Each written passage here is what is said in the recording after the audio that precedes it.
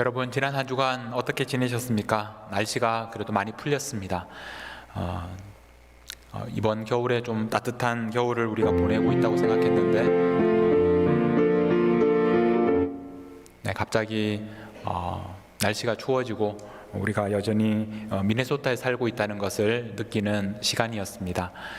이 미네소타는 겨울에 날씨가 추운 것이 너무나 당연하게 느껴지기 때문에 이번에 이 추위에 대해서 특별한 일이 아닌 것처럼 넘어갔지만 저 남쪽에 있는 주들은 이번에 큰 어려움을 겪었고 지금도 아직도 그런 어려움들을 겪고 있습니다.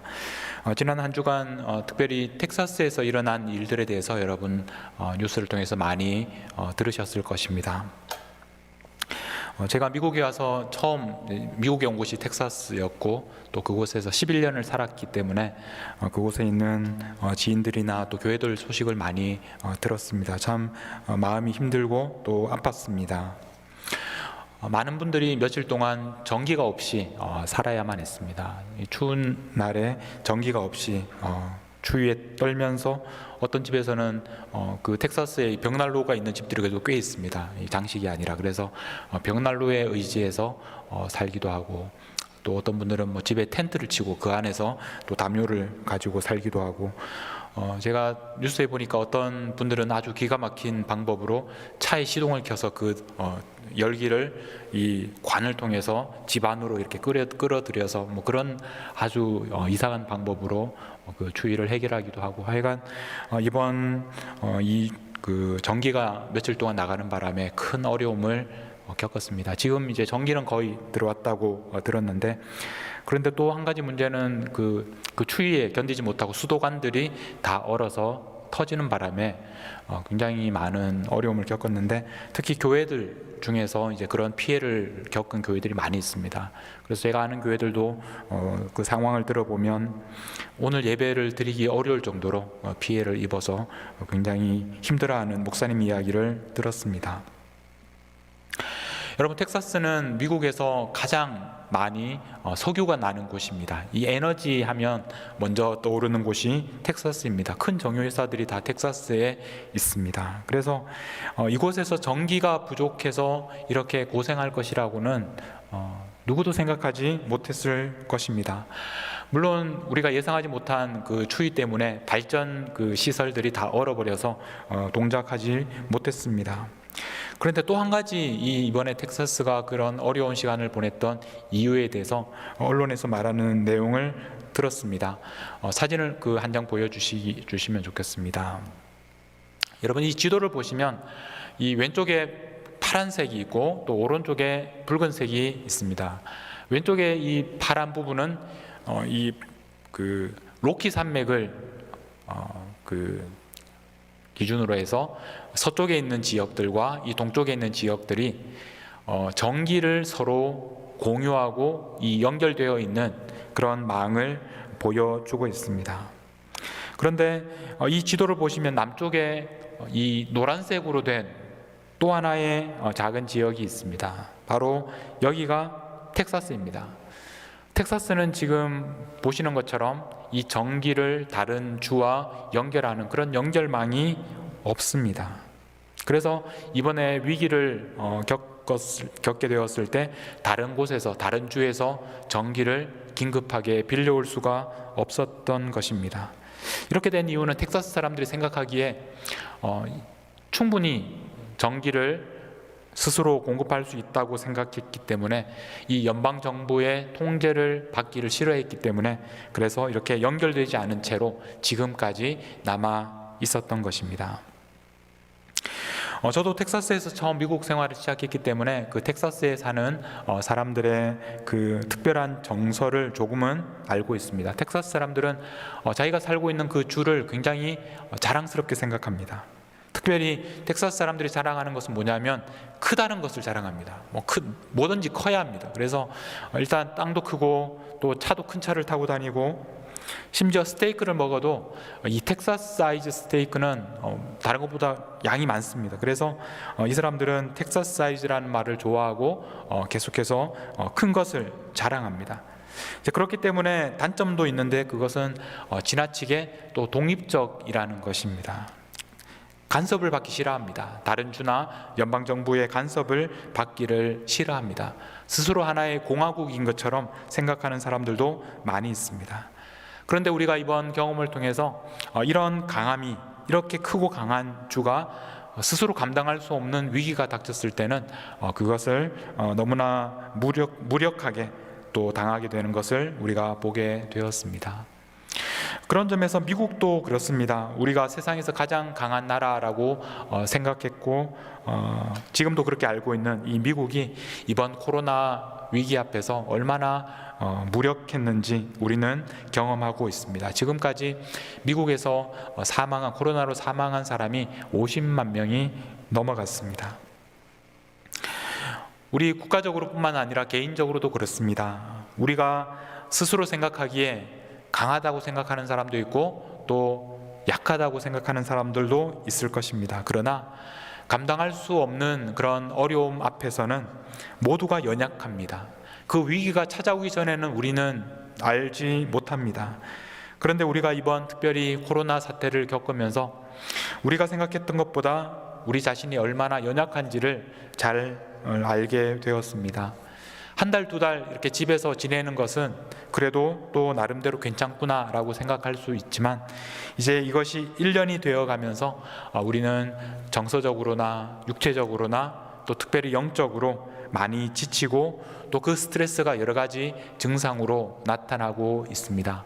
여러분들은 어떻습니까? 1년 전과 오늘 여러분들을 한번 비교해 보십시오. 여러분 스스로를 돌아보십시오. 여러분들은 건강하십니까? 여러분들은 잘 지내고 있습니까? 특별히 주위 사람들, 특별히 우리 가정에서 함께 지내는 가족들, 어떤 관계를 여러분들은 맺고 계십니까? 여러분들은 이 어려운 시간들을 어떻게 견디고 있습니까? 우리는 이번 텍사스에서 일어난 일을 통해서 아무리 강한 사람도 넘어질 수 있다는 것을 우리는 깨닫게 되었습니다. 연결되어 있지 않으면, 감당하기 어려운 시련이 찾아오면 누구나 넘어지게 됩니다. 그러나 반대로 생각하면 아무리 약하더라도 다른 사람들과 연결되어 있으면, 아무리 작고 자기 스스로 발전할 수 있는 능력이 없을지라도 다른 사람들과 다른 주와 연결되어 있으면 이 어려움 속에서도 견딜 수 있다는 것을 우리는 알게 되었습니다. 오늘 우리가 읽은 말씀이 이런 원리를 우리에게 알려주는 말씀입니다. 히브리서 4장 15절을 보면 우리에게 있는 대제사장, 우리를 위하여 하나님께 우리를 인도하시는 바로 그 대제사장이신 예수님은 우리의 연약함을 동정하지 못하실 리가 아니오라고 말씀합니다. 여기에서 이 두 가지 표현이 우리의 눈에 들어옵니다. 첫 번째는 우리의 연약함이라는 말입니다. 우리가 연약하다는 말입니다. 우리의 현실을 한마디로 보여주는 그런 말씀입니다. 여러분, 우리는 이 연약하다, 우리가 약하다라는 말을 별로 좋아하지 않습니다. 누가 여러분들에게 참 약하시군요 그렇게 얘기하면 누가 좋아하겠습니까?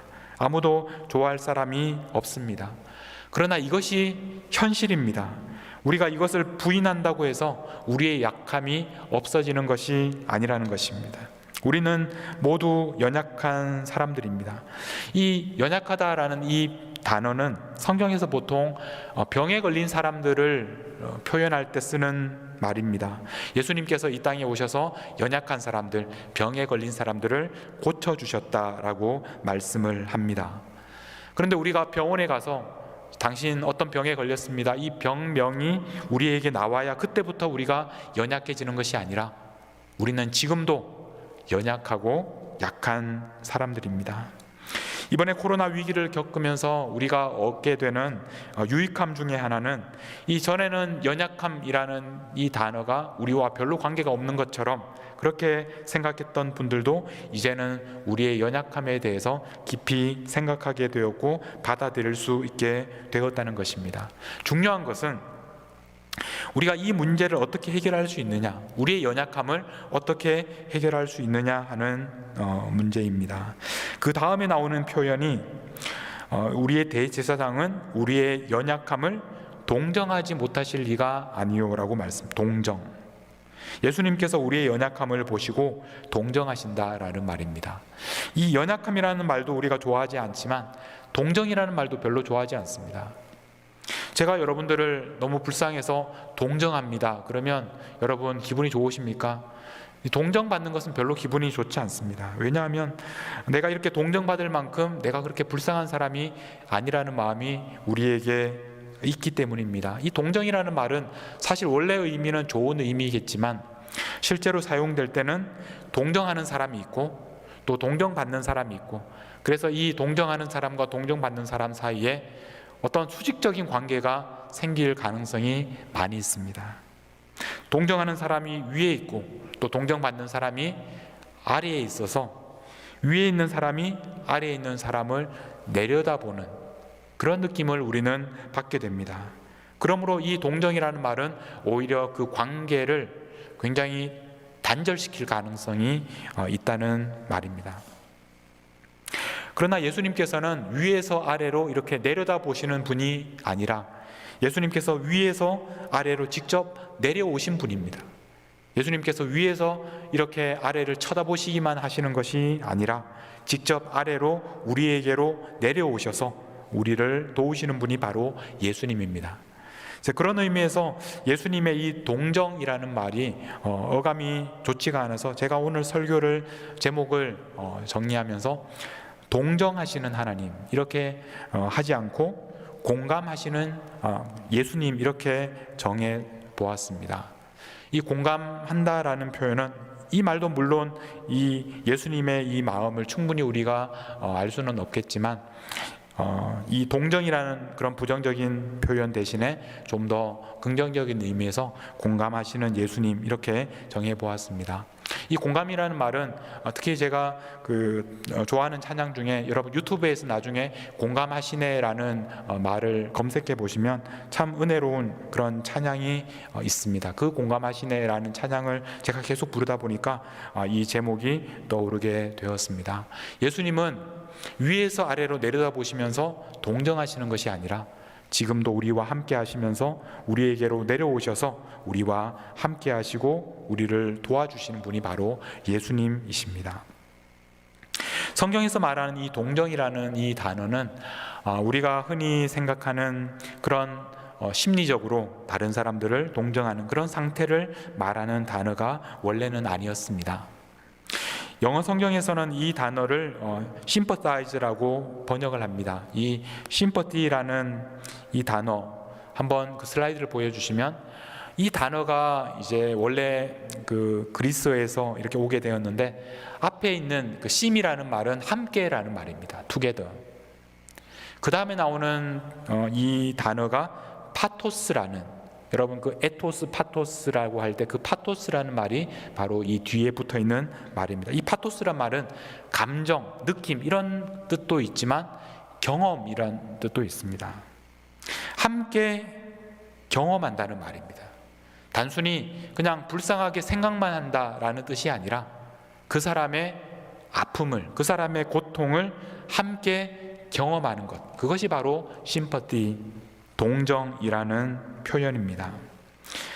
예수님께서 우리와 함께 경험하시고 예수님께서 우리와 함께 고통을 받으시는 것, 이것이 바로 예수님의 동정, 예수님의 공감입니다. 그러므로 내가 아파하고 있을 때 예수님도 함께 아파하신다. 내가 아파하고 있을 때 나만 아픈 것이 아니라 예수님도 지금 함께 아프시다. 이것이 바로 예수님의 공감입니다. 이것이 가능한 이유는 예수님께서 이 땅에 오셔서 우리와 같이 되셨기 때문입니다. 히브리서 2장 17절 말씀에 보시면 그러므로 그가 범사의 형제들과 같이 되심이 마땅하다 이렇게 말씀을 하십니다. 형제들과 같이 되셨는데 범사의 모든 일에 있어서 형제들과 같이 되셨다. 형제들과 50%만 같이 되신 것이 아니고 한 70%, 90% 같이 되신 것이 아니고 모든 일에 우리와 똑같이 되셨다. 100% 예수님께서 우리와 같이 되셨다고 말씀합니다. 이것이 바로 예수님의 공감입니다. 2021년에 우리가 교회입니다라는 주제로 우리가 올 한 해를 시작했습니다. 우리가 그리스도의 몸이고 우리 모두가 한 지체이기 때문에 한 지체가 아프면 다른 지체가 함께 고통을 받는다라고 말씀하셨습니다. 고린도전서 12장 26절에 만일 한 지체가 고통을 받으면 모든 지체가 함께 고통을 받는다라고 말씀을 합니다. 27절에 너희는 그리스도의 몸이요 지체의 각 부분이라 이렇게 말씀을 하셨습니다. 저는 이 말씀을 읽으면서 다른 지체가 아프면 우리가 함께 아프고 고통을 받습니다. 하물며 예수님께서는 예수님의 몸, 그리스도의 몸이 아프면 예수님께서 얼마나 고통을 받으실까, 그런 생각을 해보게 되었습니다. 예수님의 공감이라는 것은 예수님께서 우리와 함께 아파하신다는 것입니다. 예수님께서 우리와 함께 아파하시면 우리에게 놀라운 일이 일어나게 되는데, 그것이 바로 이제 이어지는 히브리서 4장 16절 말씀에 보시면 이렇게 말씀을 합니다. 그러므로 우리는 긍휼하심을 받고 때를 따라 돕는 은혜를 얻기 위하여. 때를 따라 돕는 은혜, 돕긴 도우시는데 때를 따라 가장 좋은 때에, 가장 적절한 때에 우리를 도와주신다라는 것입니다. 예수님께서 단순히 우리와 함께 아파하시는 것으로 끝나는 것이 아니라 때를 따라서 가장 적절한 방법으로 구체적인 도움으로 우리를 도와주시는 분이시다라는 것을 우리는 알게 됩니다. 여러분, 예수님을 믿을 때 우리에게 고난이 없어지고 고통이 사라지고 아프던 사람이 갑자기 아프지 않게 되는 것이 아닙니다. 우리가 아프면 예수님이 함께 아파하십니다. 근데 예수님께서 함께 아파하시면 우리에게 그 아픔을 이겨낼 수 있도록 우리에게 때를 따라 돕는 은혜를 우리에게 주신다는 말씀입니다. 그래서 우리는 고난을 당하고 우리는 고통을 당하고 우리는 아픔을 당할 수 있지만, 그러나 예수님께서 우리와 함께 하시면 우리가 그 아픔을 이겨낼 수 있게 된다는 말씀입니다. 이것이 바로 예수님의 공감입니다. 예수님의 공감의 그 절정은 바로 십자가 사건입니다. 이제 사순절이 시작되었습니다. 그래서 지금 앞에 보시는 이런 드림천도 이제 사순절을 의미하는 보라색으로 바뀌었습니다. 여러분, 이 사순절을 보내면서 예수님의 그 공감, 예수님께서 우리의 고통을 함께 하시는 그 예수님의 공감을 깊이 경험하시는 이 사순절이 될 수 있기를 바랍니다. 이사야서 53장 5절 말씀에 보면 그가 찔림은 우리의 허물 때문이요. 예수님이 찔리셨습니다. 예수님이 고통을 당하셨습니다. 그가 상함은 우리의 죄악 때문이라. 그가 징계를 받음으로 우리가 평화를 누리고 그가 채찍에 맞음으로 우리는 나음을 받았도다. 십자가의 사건은 예수님께서 우리와 함께 아파하시는 사건입니다. 예수님께서 아파하시고 그래서 우리를 낫게 하시는 사건입니다. 찔린 것은 예수님이고 상한 것은 예수님이신데 평화를 누리는 것은 우리들이고 그리고 낫는 것은 바로 우리들입니다. 이것이 바로 십자가의 능력이고 이것이 바로 예수님의 공감하심입니다. 여러분, 우리가 처음에 보았던 지도를 다시 한번 보여주시기 바랍니다. 이 지도를 한번 가만히 보십시오. 저는 이 지도를 보면서 저 남쪽에 따로 홀로 떨어져 있는 저 텍사스를 보면서 참 마음이 아팠습니다. 여러분, 혹시 이 그림을 보시면서 여러분들의 모습이 저 아래쪽에 홀로 떨어져 있는 다른 주와 연결되지 않은 텍사스와 같이 그렇게 다른 사람들과 떨어져서 연결되지 않고 지금도 큰 어려움 속에 큰 고통을 당하고 계시지는 않습니까? 여러분 마음의 전기가 끊어지고 여러분 마음의 수도관이 얼어서 터지지는 않으셨습니까? 바로 이 모습이 오늘 여러분들의 모습은 아니십니까? 저는 여러분들에게 이 어려움 속에서 두 가지를 꼭 기억하라고 권면하고 싶습니다. 첫 번째로는 여러분, 여러분의 약함을 먼저 인정하십시오. 여러분이 약한 존재라는 것을 이상하게 생각하지 마십시오. 나는 약하면 안 돼. 나는 당연히 강한 사람이라고 그렇게 생각하지 마십시오. 누구나 연약할 수 있습니다. 누구나 강할 때도 있지만 또 연약해지는 것이 이상한 일이 아닙니다. 우리의 몸도 시간이 지나면 점점 병에 걸리고 하나씩 아픈 곳이 늘어갑니다. 왜냐하면 우리는 흙으로 지어진 존재이기 때문에 그렇습니다. 제가 타고 다니는 차도 이제 한 10년 정도 이렇게 연식이 되니까 하나씩 고장나기 시작합니다. 차만 그런 것이 아닙니다. 우리의 몸도 마찬가지로 시간이 지나면서 점점 연약해져 갑니다. 우리의 마음은 늙지를 않습니다. 우리의 마음은 우리가 가장 강하고 건강했던 그 시절의 추억이 우리 마음에 지금도 생생합니다. 그러나 우리의 몸은 그렇지 않습니다. 우리 부모님들을 한번 생각해 보십시오. 어릴 때 우리 부모님들은 너무나 크고 너무나 한없이 우리를 사랑하고 또 우리를 지켜주시는 그런 분들이었습니다. 그러나 어느 날 그분들의 그 등이 너무나 작고 초라해 보이는 그런 날이 언젠가 있었습니다. 마찬가지로 우리들도 우리 자녀들에게 똑같은 모습으로 보여질 것입니다. 지금은 크고 또 모든 것을 해줄 수 있는 그런 부모의 모습으로 살아가지만, 그러나 언젠가 시간이 지나면 우리 자녀들이 우리를 볼 때 우리의 연약함과 우리의 초라함을 보게 되는 날이 있을 것입니다. 무엇보다 우리들은 영적으로 연약합니다. 우리는 영적으로 병에 걸렸습니다. 예수님이 아니면 고칠 수 없는 병, 죽음의 병에 우리는 걸려 있습니다. 그러므로 우리는 예수님의 도움이 필요하다는 것을 받아들여야 합니다. 그래야 소망이 있습니다. 여러분들이 먼저 그 연약함에 대해서 수용하고 받아들이셔야 합니다. 두 번째로 기억하셔야 할 것은 지금도 여러분의 그 아픔에 예수님께서 공감하고 계시다는 것입니다. 예수님께서 공감하고 계십니다. 예수님께서 지금도 아파하고 계십니다. 여러분이 아프면 예수님도 아프십니다. 그리고 여러분들을 돕고 계십니다. 여러분은 혼자가 아닙니다. 여러분들은 예수님에게 연결되어 있습니다.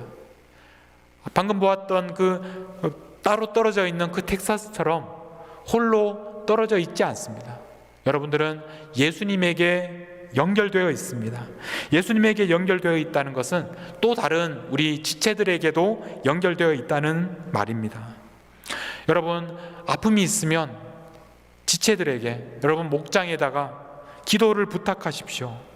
그리고 저한테 부탁하셔도 괜찮습니다. 여러분 곁에 있는 사람들에게 여러분의 연약함을 내어놓고 기도를 부탁하고 함께 기도하십시오. 아무리 연약해도 연결되어 있으면 우리는 이겨낼 수 있습니다. 무엇보다 예수님께서 여러분의 아픔에 공감하고 계십니다. 여러분을 위하여, 여러분을 그 죽음에서 살리기 위하여 우리와 똑같이 인간의 모습이 되셔서 이 땅에 오셨습니다. 여러분을 위하여 십자가에 죽으셨습니다. 여러분을 위하여 예수님이 채찍에 맞으셨고 창에 찔렸습니다. 그래서 예수님이 죽으셨고 여러분들은 살게 된 것입니다. 여러분의 약함을 인정하고 그리고 예수님께서 공감하신다는 것을 기억한다면 우리는 더 이상 약하지 않습니다. 굉장히 역설적인 진리입니다. 오늘 마지막으로 고린도후서 12장 10절 말씀을 읽고 설교를 마무리하려고 합니다. 고린도후서 12장 10절 말씀입니다. 그러므로 내가 그리스도를 위하여 약한 것들과 능욕과 궁핍과 박해와 공고를 기뻐하노니 이는 내가 약한 그때의 강함이라. 약한 그때의 강함이라. 이게 무슨 말입니까? 우리의 약함을 인정할 때, 그러나 우리가 예수님에게 연결되어 있음을 또 기억할 때 우리는 더 이상 약하지 않다는 것을 발견합니다. 여러분, 우리는 분명히 약한데 그러나 강합니다. 왜냐하면 예수님께서 지금도 우리에게 공감하고 계시기 때문입니다. 이 진리를 여러분 마음에 깨닫고 지금 너무나 힘들고 고통스러운 시간을 보내고 있는 분들, 홀로 떨어져 있지 않고 예수님께서 공감하고 계신다는 것을 기억하고 지금 그 연약함을 강함으로 경험하시는 우리 모든 성도님들이 되시기를 주님의 이름으로 축복합니다. 오늘 여러분들과 함께 부를 찬송은 약할 때 강함 되시네. 우리가 약하지만 그러나 그 약함 속에서 바로 주님의, 우리 예수님의 강함을 우리는 경험하게 됩니다. 여러분, 이 찬양 부르시면서 정말 약할 때 강함 되게 하시는 그 놀라운 은혜를 기억하는 시간이 될 수 있기를 바랍니다. 우리 함께 찬양하겠습니다.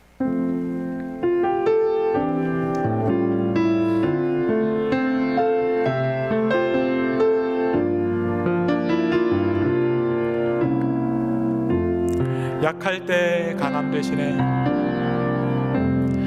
약할 때 강함 되시네.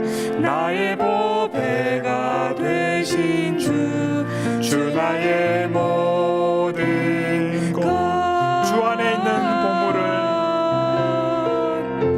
보물을, 주 안에 있는 보물을 나는 포기할 수 없네. 주 나의 모든. 우리 약할 때 강함 되시네 다시 한번 찬양하겠습니다. 약할 때 강함 되시네. 약할 때 강함 되시네. 나의 보배가 되신 주 나의 모든 것. 주 안에 있는 보물을, 주 안에 있는 보물을 나는 포기할 수 없네. 주 나의 모든 것, 주 나의 모든 것. 예수 어린 양,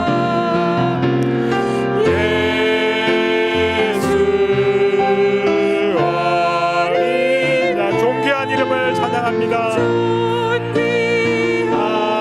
이름 예수 어린 양, 예수 어린 양, 존귀한 이름. 십자가 죄 사하셨네. 십자가 죄 사하셨네. 주님의 이름 찬양해. 주 나의 모든 것. 쓰러진 나를 세우고, 쓰러진 나를 세우고 나의 빈잔을 채우네. 주 나의 모든 것. 예수 어린 양,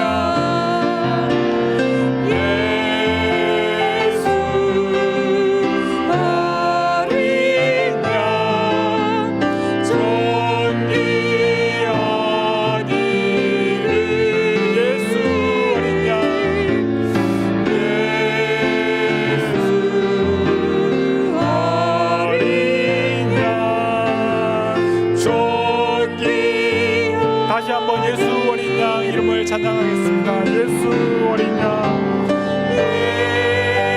예수 어린 양, 존귀한 이름. 예수, 예수 어린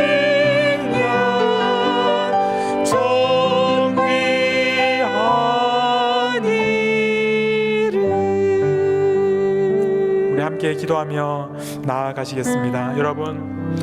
여러분의 약함을 부끄러워하지 마십시오. 예수님의 도움이 필요합니다. 우리는 누구나 연약합니다. 예수님이 아니면 우리는 살 수 없는 그런 사람들입니다. 예수님께서 공감하고 계십니다. 예수님께서 여러분들의 아픔에 함께하고 계십니다.